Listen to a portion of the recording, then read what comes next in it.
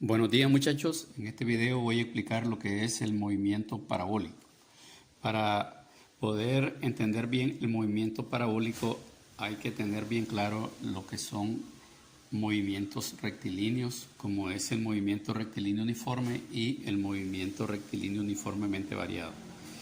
Entonces comenzamos. El movimiento parabólico es un movimiento que está estructurado en dos dimensiones, es decir, tiene dos dimensiones. ¿Por qué dos dimensiones? Porque para que se produzca este movimiento debe lanzarse un proyectil o un cuerpo con cierto ángulo de inclinación. Es decir, que debe haber un ángulo que puede ser de 20 grados, 30 grados, depende.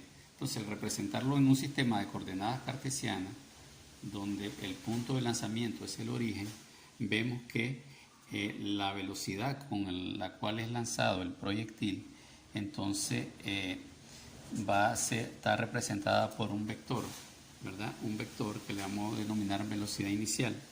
Y este vector, debido al ángulo, va a tener dos componentes rectangulares. Entonces quiere decir que la velocidad inicial se descompone en velocidad inicial en el eje X y velocidad inicial en el eje Y. ¿Por qué se da eso? Pues vemos aquí, podemos identificar un triángulo rectángulo, ¿verdad? Entonces podemos apreciar acá que están los dos catetos, el cateto adyacente al ángulo y el cateto opuesto. Entonces vemos que ese lanzamiento lleva una determinada dirección, pero debido a la fuerza de gravedad que actúa sobre el proyectil, vemos que se va curvando. Y esto es por la influencia de la fuerza de gravedad y que lleva una componente, en este caso rectangular, en la dirección, en el plano vertical. Entonces, a medida que la partícula va ascendiendo, va a llegar a un punto donde la velocidad en Y va a ser 0. A partir de ese momento comienza su descenso, pero lo que es el movimiento, el rectilíneo uniforme siempre se conserva, es decir, la velocidad en X. Y el movimiento rectilíneo uniformemente variado ahora ya no va a ser retardado como en el ascenso, sino va a ser acelerado. Entonces, otra cosa muy curiosa en este tipo de movimiento es que dependiendo de los ángulos vamos a obtener el alcance máximo.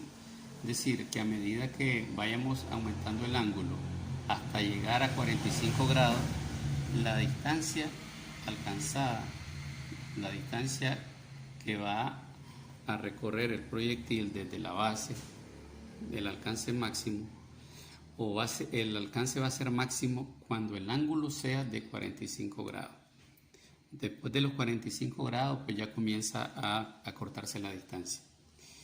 Entonces, si nos piden o que calculemos lo que es la velocidad final de la partícula en un tiempo determinado, entonces siempre esa velocidad final, digamos en este punto, va a ser la resultante de las dos velocidades de las componentes rectangulares, o sea, la resultante de Vx y de Vy, es decir, de las dos componentes rectangulares. Esta resultante va a ser la velocidad final. ¿Qué podemos concluir?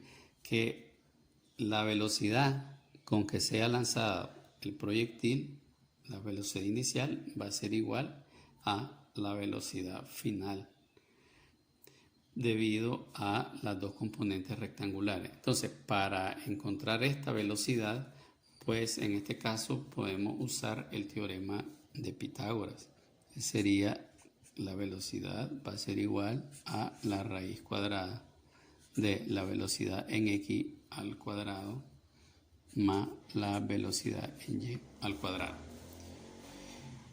Entonces, otro detalle importante es que cuando el proyectil llega a su punto máximo donde la velocidad en y se anula, podemos decir que la partícula o el proyectil ha alcanzado su altura máxima.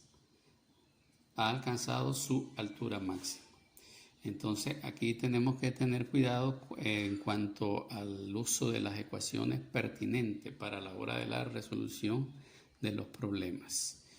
Muy bien, entonces en el próximo video voy a explicarles cómo extraer las ecuaciones, cuáles son las ecuaciones correspondientes a este tipo de movimiento.